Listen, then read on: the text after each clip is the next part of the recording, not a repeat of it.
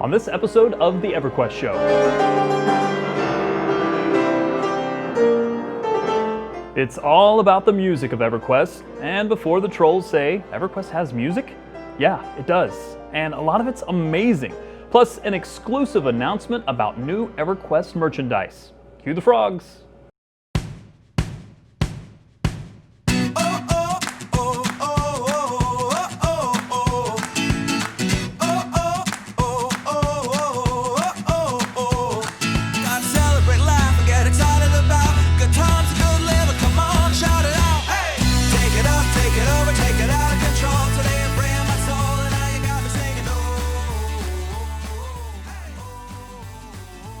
Welcome to episode 11 of the EverQuest Show. In this episode, I'm walking through some of the best music in the game, and I'm also talking to some of the composers of the most memorable tracks. This episode's interview with Paul Romero and Rob King is still one of the coolest experiences creating the EverQuest Show.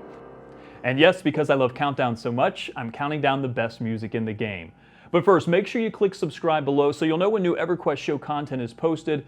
Also, leave a comment. Let me know what kind of content suggestions you have. But first, Darkpaw has given the EverQuest Show an exclusive announcement. If you're a frequent watcher of the EverQuest Show, you may have noticed something new on the set in our last episode. And for any EverQuest collectors, you can get your hands on it too. This is the EverQuest Vinyl. Previously, Darkpaw announced that you now have several options for EverQuest music to purchase via download or stream. But now the Darkpaw team is releasing several very limited edition vinyls from the 20th Anniversary Music Remaster. 24 songs are available, from the original theme to the Keynote Gates music and that Happy Rivervale ditty. These are going to be very limited and come in 4 vinyl styles or versions. The version I have is split blue and gold. It's got a full album cover featuring the Keith Parkinson art. It's absolutely stunning and lists all the remastered EverQuest music. Then there's a Mezspell edition. This includes a pinwheel blue and gold coloring, full gatefold cover as well, and another called the Field of Bone edition. This one's blood red with some bone white mixed in. Finally, there's only a few of the Nagafin edition. This has a special cover showing the Nagafin artwork. These are being made available through a Shopify link from Darkpaw, and I've provided the link to that in the video description, but I stress these are going to be very limited. The music of EQ has come a long way in 20 to 25 years.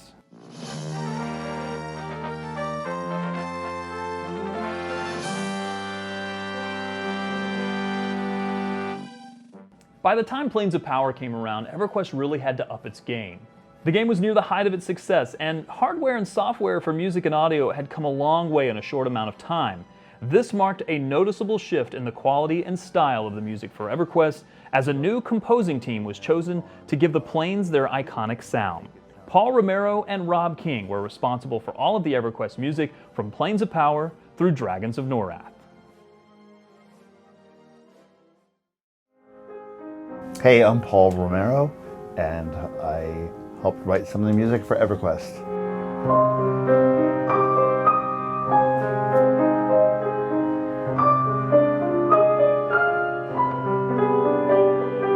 I'm Rob King, and I also worked on EverQuest.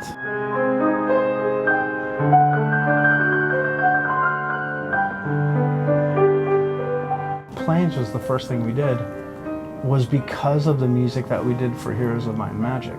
At the time, I think EverQuest just had MIDI music on the first game.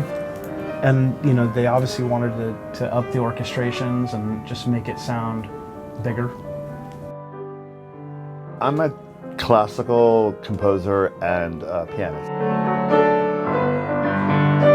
My idea was to become like an operatic composer, but then Rob just asked me if I could start working with him on a computer game and make it sound kind of like classical music.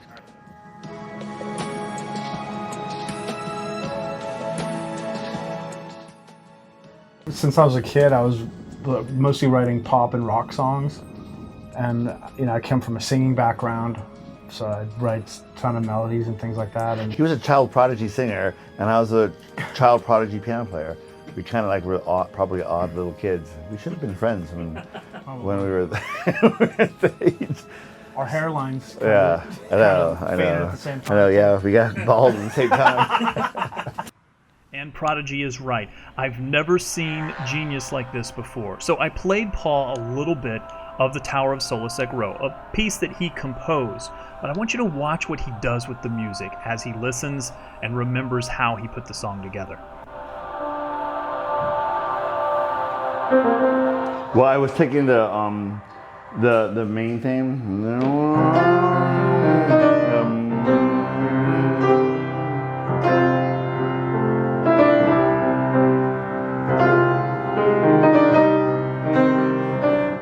The little bit of the main theme and trying to make it like regurgitated. And remember, he's playing all of this by ear and from memory of nearly 20 years ago. Oh yeah. It's funny. Those chords, I love going. So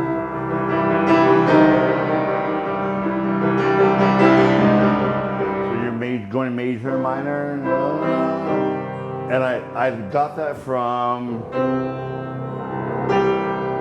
by Richard Strauss.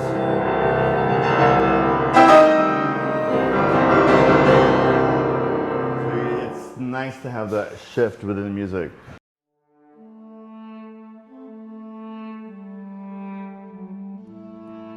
For me, when I'm in a mode, like I'm in a world of sound and I'm thinking about the actual instruments, even I'm dreaming about them as I'm working on the project every day. And like the Duke sound that you're hearing it sounds like it's been like 1,000 years or even probably older Roman times. And it has a not a naive, but unpolished, but very emotional sound to it. So it's almost like your grandmother singing something to you, like a nursery rhyme. So you connect right away because it's familiar, like a family, but it's not polished like an opera singer.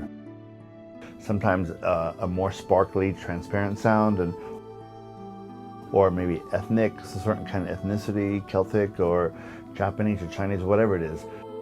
Actually, we've used that's sort of one of our things, I think, over all the years. Like, there's a lot of ethnic instruments in the music. There always has been. And a little goes a long way. You can have a standard Western orchestration behind it. You add one little oddball or ethnic instrument, and it adds the flavor. It's like putting saffron on a big plate of food. That it just adds that extra little layer of something that you need. So this is great because you have a beautiful opera singer. The voice is very clear, so it's very transparent.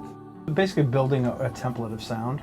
Yeah. So you listen to, maybe the developer gives you some music from some film scores. It's pretty typical, like, oh, we like this. You know, it's funny, back in the day too, everyone seemed to share the same brain. Like, they would always give you the... it was like the same scores. Here's Conan the Barbarian. Yeah, my God, it was Conan the Barbarian. It was like Groundhog Day. Braveheart. Everybody wanted the same sound. Every single person asked for the same thing. And, like one time we did it, I think we kind of followed the direction, and then all the reviews came out and it said, sounded like a generic soundtrack. Exactly. Oh my God, it was so exactly what learned, we already knew. Yeah. Just kind of do your own thing. Even in the preliminary stage, if the vibe is right, he's like, wow, it's exactly right. Like, just go with that. And that's a great feeling. But on the other hand, when you spent like a whole week on a piece of music and it's still not the right vibe, it's like, oh, what am I going to do? How are we going to fix it? Yeah, you're using every molecule in your brain to brainstorm and figure out and troubleshoot how to get. Yeah, no, sometimes, it's like you built the wrong house. I asked you for the White House and you built me McDonald's. What can we do to make it look more like the White House? All these years that I've been working with Rob, we come in, we do the work, and never ever really thought beyond once it leaves here. It has to be of a certain quality and sound good to me and to him. So I never was realizing who's on the receiving end until like years later, especially with YouTube and Facebook. It's weird, like meeting people from different countries and hearing what a lot of these projects or these games mean to them. It blows me away. Yeah. I know how I feel when I hear a record or a score that moves me and I listen to it. You know. Yeah, it's kind of weird that like someone feels that way about the stuff that you do. I think video game music is one of the most underrated and underappreciated aspect of any video game. With Discord, rating, and whatever death metal you're listening to, you may overlook some of the well-produced tracks that give EQ its unique feel. So I've scoured all of my EverQuest knowledge and experience to put together what I think are the best tracks in EverQuest. But first, a couple of disclaimers. This isn't going to include EverQuest II specific music, though I know some of the assets are shared, especially in recent content. I'm also leaving out the EQ theme because, well, it's its own animal. It's so iconic. It's hard to put a top 10 together without it automatically being number 1. So now, having put out all the disclaimers, here are my picks for the top 10 music tracks in EverQuest. And by the way, for the EverQuest purists that think that we should just count the original EverQuest music, I've got a list of that as well. It's going to be at the end of the video.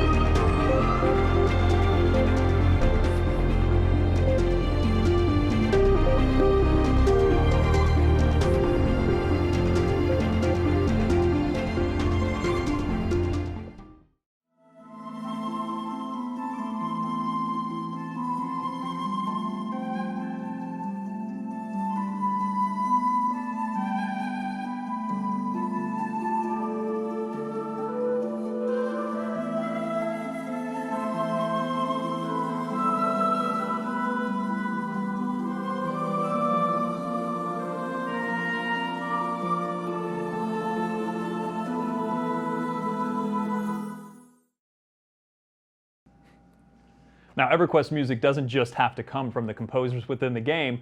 Some players have put together their own music about EverQuest. And then she kicked him real hard. I had a chance to sit down with Jethal Silverwing, some of you may know him, and some of the parody videos he's created. Take a look. She saw me applauding her work and she came right up and punched me in the nose. My dark elf girl. I have been playing Jethal in one form or another for 40 years, whether it was in my backyard playing fake swords with sticks and stuff like that, or here in EverQuest and EverQuest II. I've always been the same character, and it's always Jethal, no matter what happens. Jethal is actually a performer.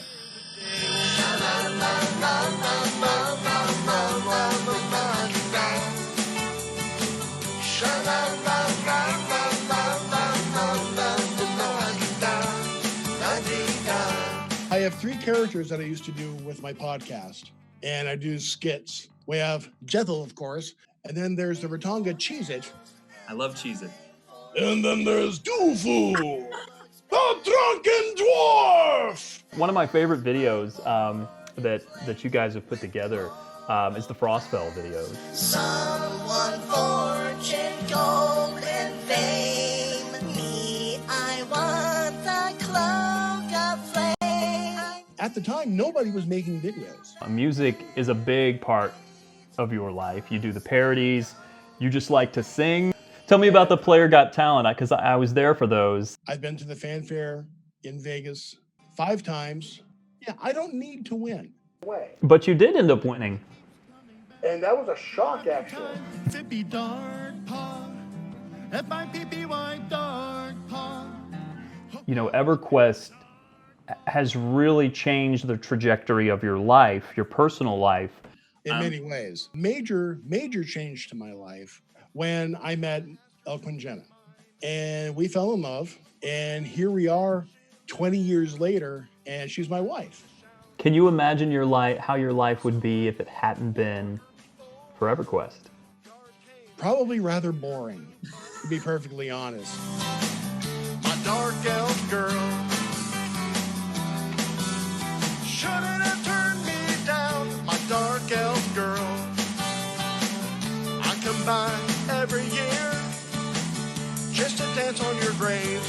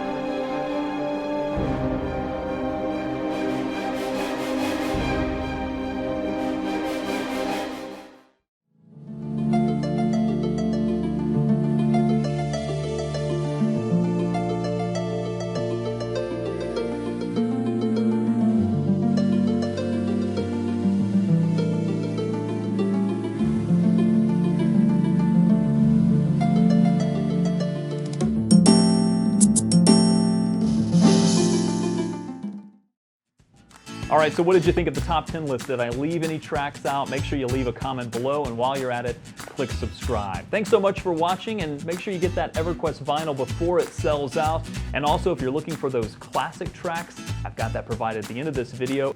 And stay tuned for some bonus content from Paul Romero as well. Thanks for watching.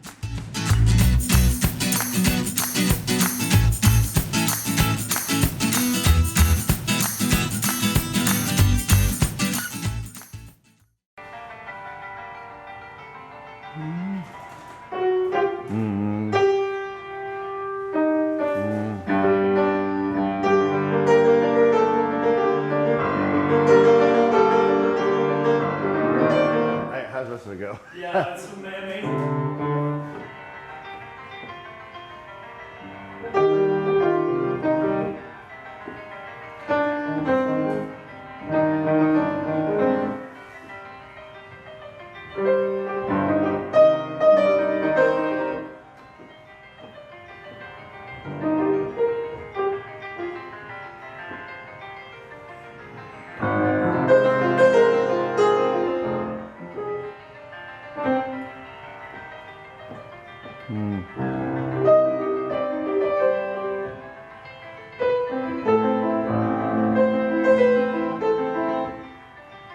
What is this? This is the Skeleton music. This is the original. It's in the original game. It's just ambiance music for one of the areas. That's pretty. It's my favorite song in the game, second to Nintendo, which is what you guys did.